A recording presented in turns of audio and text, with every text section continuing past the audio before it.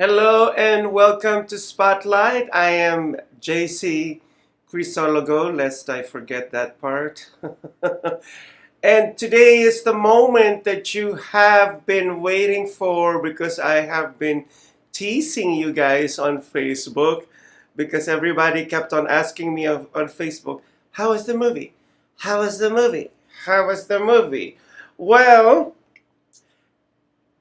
The Exorcist Believer was something else, and I didn't want to share my reaction on Facebook because I didn't want you guys to miss my review and my reaction. And now here it is. So first and foremost is that this show is directed by David Gordon Green, and David Gordon Green is known for the sequels to the Halloween movies. I know that the Halloween movies spawned other Halloween movies, and then there was a three-part sequel created by David Gordon Green, so it's known for that, and produced by Jason Blum, James G. Robinson, David C. Robinson, and the production companies are Blumhouse Production, Morgan Creek Production Entertainment, and Rough House Pictures. Now, this is a legacy film in the sense that they bought the rights to the original Exorcist by William Blatty, the original Exorcist, which was shown in 1973 to a worldwide success. And 50 years later, Exorcist, the original movie, is still a phenomena, and each person from each generation who is a hardcore horror fan still watches The Exorcist. I'm trying to persuade the lady behind the camera, the director, to watch the original Exorcist with me. Maybe one of these nights, who knows. So, for those of you who want to know, is it scary? Is it not scary? Or does it have a good story? Does it have, or is not a good story? Well, you guys have to see it yourself. But this is my reaction to this movie, and the premise of the story is there were two girls who went to the woods, and one of the girls, her mother died, and so she wanted to go to the middle of the woods with her friend because she believed that her friend was some kind of a spiritist. And so just remember that these are two young, two underage girls that went to the middle of the woods. And so they went there and tried to contact the dead. But as the true Exorcist story goes, and this format was already made before, and like I said, it happened in the original Exorcist, with the difference being that in the original Exorcist, Reagan, the name of Linda Blair's character, was talking to a spirit via Ouija board. And in these horror movies, they always teach you that when you communicate with the dead, when you try to communicate with a loved one, chances are your real loved one, who is now resting, will not be the one to respond to you. It might be another spirit that you won't like that will respond to you. And the outcome will not be nice and sweet. So, for those of you, so this is the reason why these movies are made, whether you believe in the paranormal, supernatural or not, or whether you're an atheist or a believer, it tries to, well, it tells us that this is a cautionary tale. A cautionary tale. So please proceed with caution if you're trying to play with a Ouija board, or you're trying to communicate with the dead, or it has been shown in Annabelle before. And for that factor alone, I mean, I really like this movie because it's showing you that don't play with the unknown, because you'll never know what's gonna come back with you. You'll never know who you'll be communicating with, and that spirit whom you are communicating with, which is incidentally a deceitful spirit, might latch onto you, and you'll bring it to your home. So that's the premise of the story. In terms of the scare factor, here we go. To me, it was a little bit scary. There were a lot of jump scares. And for those of you who love jump scares, then, you'll like this movie. And some of the critics who I've heard before watching this movie were kind of right, but I still wanted to make my own assessment about this movie, and that's what I'm gonna tell you guys. Please don't take my word for it. Please go out there and watch this movie and make your own assessment. Don't be persuaded by other people that will tell you, oh, I don't want you to see this movie, oh, it's not worth your money. I believe that each of us have our own personal experiences when we watch a movie. It could be possible that if you watch this movie, you're gonna love this movie and say, oh my goodness, I love this movie.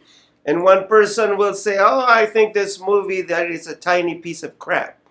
That type of reaction.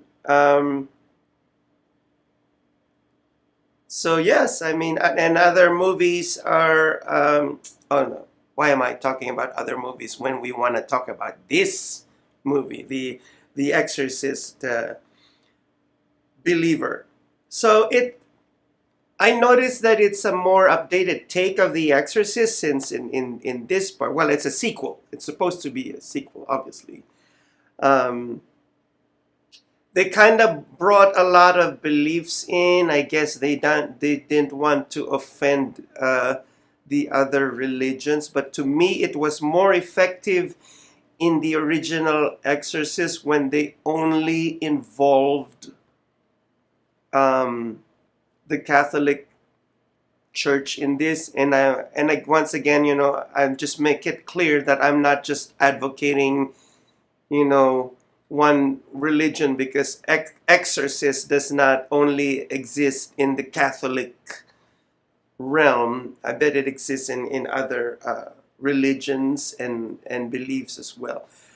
But to me, as a horror fan, it was, for some reason, I know this is maybe a bad negative thing to say, it was more effective when just that one Catholic priest came with his assistant priest came and exorcised the little girl that was demon possessed. It was pure, it was simple, but horrifying and really, really super, super, super duper scary. So yeah, you should watch this movie. Don't just take my word for it. I liked it. I wasn't too crazy about it. And like I said, it really was not that scary. And maybe for some people who are not really horror movie fans, then you'll be scared. I heard about one person told me that, one lady told me that her daughter was scared watching this one. Well, obviously, She probably hasn't seen the other scarier horror movies, but for us, like older people who are hardcore horror junkies, we will tell you like, I mean, it's okay, and some of the scenes were a little bit disgusting. And of course, one thing that I noticed about this movie, there was like a Sophie's Choice element to this movie. For those of you who don't know Sophie's Choice, it was an old movie by Meryl Streep, and the story is that she was Jewish and Jewish Holocaust, and they made her pick who amongst her children were going to be gassed or be taken to the oven, and that's why it's called Sophie's Choice, because she had to make a choice between this child or that child to be. So there was that element of Sophie's Choice to it, and but what I did like about this movie is that as a believer, it kind of shows you, it reveals to you the heart of evil, like the heart of Satan, that he uses everything from your broken past. He uses everything that's about your weakness to launch an attack on you and to disqualify you from having that relationship from God. Or if you're a woman and you're trying to be a nun, like he'll do everything that he could in his power to disqualify you and to dishonor you and condemn you, use your past against you. Or a priest, he'll use anything in your life to disqualify you. And that played really well in this movie for that that emotional part of the story where it kind of grabs your heart, and that I love, because like I said in the past, that I always like movies that'll grab your heart and touch you, and that will make you empathize with the main characters. And on that note, I will be back with the last segment, but don't go away, because the best is yet to come. So I will be right back. Now on digital and DVD.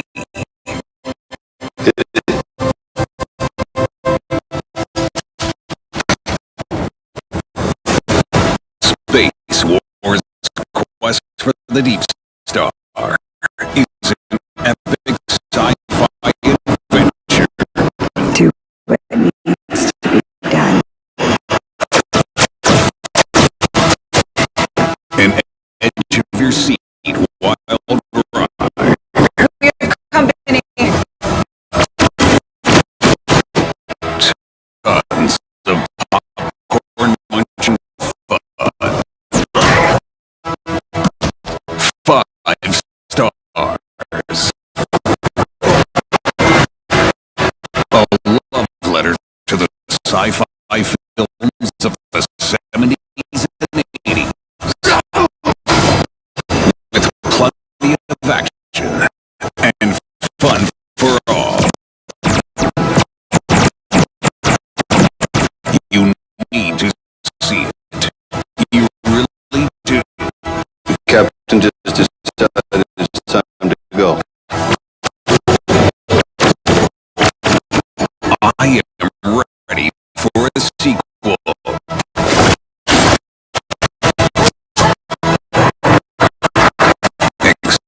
Experience a bold new adventure.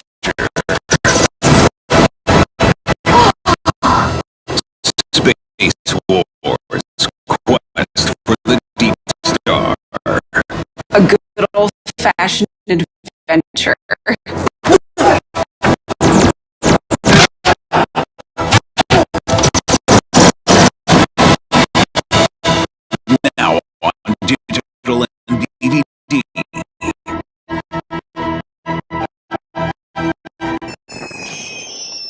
Traditional TV is going away. Hollywood is starting to fade.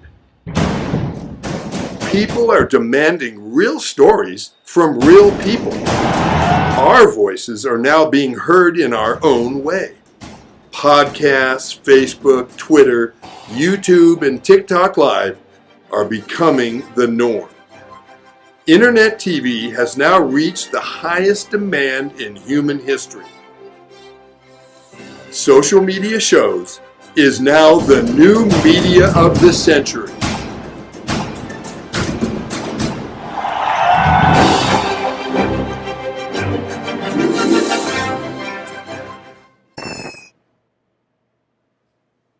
Welcome back to the last segment of Spotlight, and I am JC Crisologo.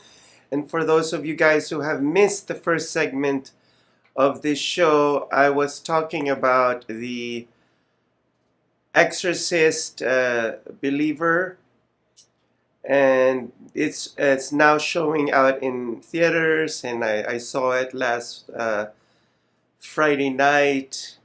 And people are asking me, my reaction towards, this movie. But before I go any further, I would just like to say hello to all the people that are watching, and thank you for watching Spotlight, and thank you for watching the movie reviews, and thank you to everyone, particularly thank you to Puresa, who is behind the camera, the director, producer of the show, and thank you to the Social Media Shows Network. There you go. And now to continue on with my reaction about The Exorcist Believer. Now, like I said, this is a legacy movie because they bought the rights to the original Exorcist, and because they bought the rights to The Exorcist, they wanted some of the original cast of The Exorcist to be involved in this movie as well. And by the way, this movie isn't just a one-time movie. They ambitiously are making two other sequels, so there's going to be a second part, which I believe it's called The Exorcist Deceiver. That's going to be the second movie. I don't know what the name of the third movie will be like. A lot of people are criticizing the director David Gordon Green, and a lot of people are saying that David Gordon Green should not have any right in making any horror movies, and people are saying that he ruined the Halloween movies because he did the last three Halloween movies as well. And so I think he's a decent director, but the only thing that I could say is he needs to ramp it up just a little bit and make it just a little bit more frightening, because that's what horror fans are looking for, a little bit more horror. And like what my other friends would say, they want to make the story valid. It should have a sense of validity. And so now my highlight for this last segment is Ellen Burstyn. So Ellen Burstyn was in the original Exorcist movie, and she played Chris. She plays the mother of the demon-possessed girl Reagan, who in the original, as we all know, is Linda Blair. And Linda Blair became the most iconic child actress back in the day because of this movie. It's funny that this movie, Exorcist, defined who she was, defined who her childhood, because no matter how many movies Linda Blair did after The Exorcist, she was only remembered for The Exorcist. So going back to Ellen Burstyn plays the mom of Reagan in 1973. And then in the story of this movie, they invited Ellen Burstyn again to play her original character in the original Exorcist as Chris. And in this movie, because of the experience that she had in the past with her demon-possessed daughter, she authored a book about her experience, the demon possession. And it says in this movie, or they showed it in this movie, that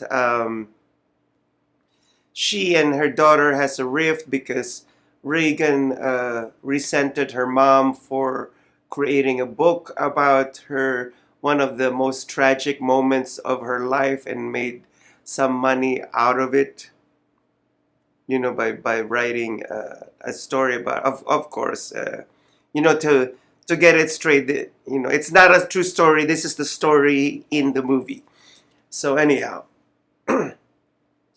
so that is the reason why Ellen Burstyn is in this movie, because the father of one of the demon possessed girls had to reach out to her, because in the beginning of this movie, the father did not believe in at all in demon possession. He didn't believe in the supernatural. He didn't believe in the paranormal. But one of the major characters in the movie who had an encounter with the demon behind his daughter was able to persuade him. And I don't want to tell you guys how he got persuaded to become a believer in the supernatural and paranormal. You guys have to see this movie and see how it plays out. I mean, like I said, in terms of the emotional aspect in this movie, it's really an emotional grabber. And in terms of the scare factor, it's like, okay, yeah, it was like I was watching a paranormal movie and or a TV series. I think that some of the TV series are even more frightening. I got more frightened with Evil Dead, and I got more frightened with The Voyage of the Demeter. Oh my goodness, those are really, if you want to be scared out of your daylights, you watch those movies, because you'll be running for the hills and like hiding. And so I know for a fact that Ellen Burstyn didn't want to come back to this movie and didn't think that it was not worth her while for coming back to this movie. As a matter of fact, she declined this movie 3 times. They gave her the script 3 times. She read it. She didn't like it. And the only time that she came back is when they convinced her, really convinced her, talk about a hard sell, and that they doubled her salary.